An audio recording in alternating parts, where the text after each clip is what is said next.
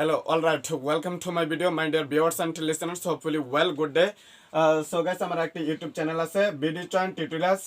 আমার ইউটিউব চ্যানেলটি আপনারা সাবস্ক্রাইব করবেন এবং আমার একটি ফেসবুক পেজ আছে বিডি চয়ন সরকার। আমার ফেসবুক পেজটি আপনারা লাইক ফলো এবং শেয়ার করবেন।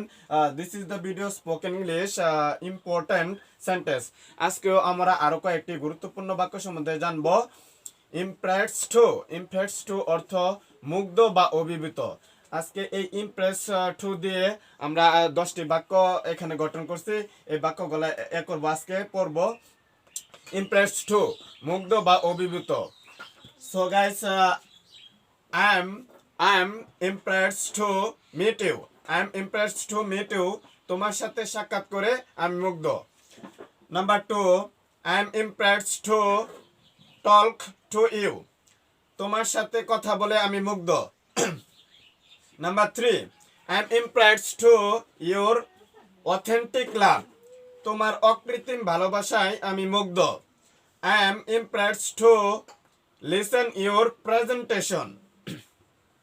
তোমার উপস্থাপনা শুনে আমি অভিভূত। I am impressed to listen your recitation the Holy Quran.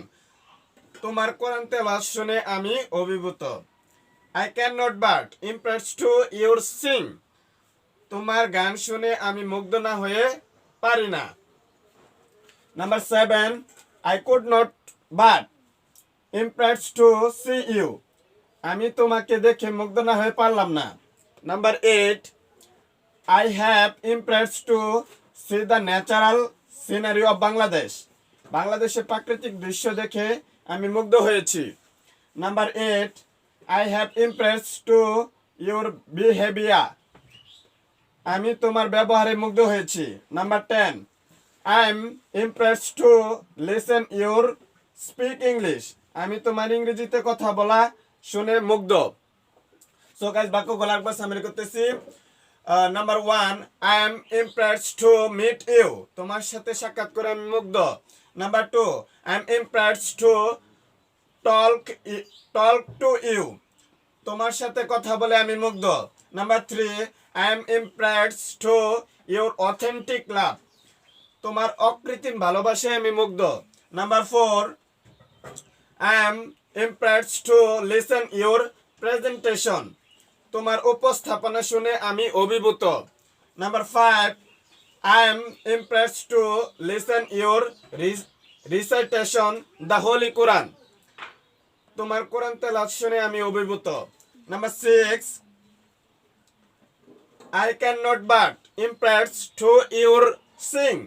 আমি তোমার গান শুনে মুগ্ধ না হয়ে পারি না। Number 7, I could not but impressed to see you. আমি তোমাকে দেখে মুগ্ধ না হয়ে পারলাম না।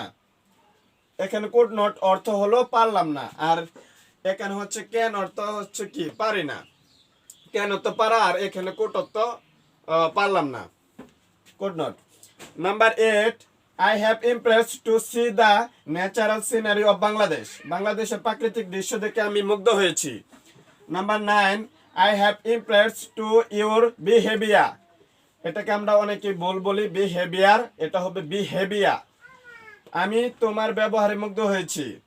Number 10, I am impressed to listen your speak English. আমি তোমার ইংরেজিতে কথা বলা শুনে মুগ্ধ। সো গাইস, ভিডিওটি শেষ করার পূর্ব আমার ইউটিউব চ্যানেলটি আপনারা সাবস্ক্রাইব করবেন। আমার ইউটিউব চ্যানেলটি হচ্ছে বিডি চয়ন টিউটোরিয়ালস, আর আমার একটি ফেসবুক পেজ আছে বিডি চয়ন সরকার। আমার ফেসবুক পেজটি আপনারা লাইক ফলো এবং শেয়ার করবেন। Thank you everybody.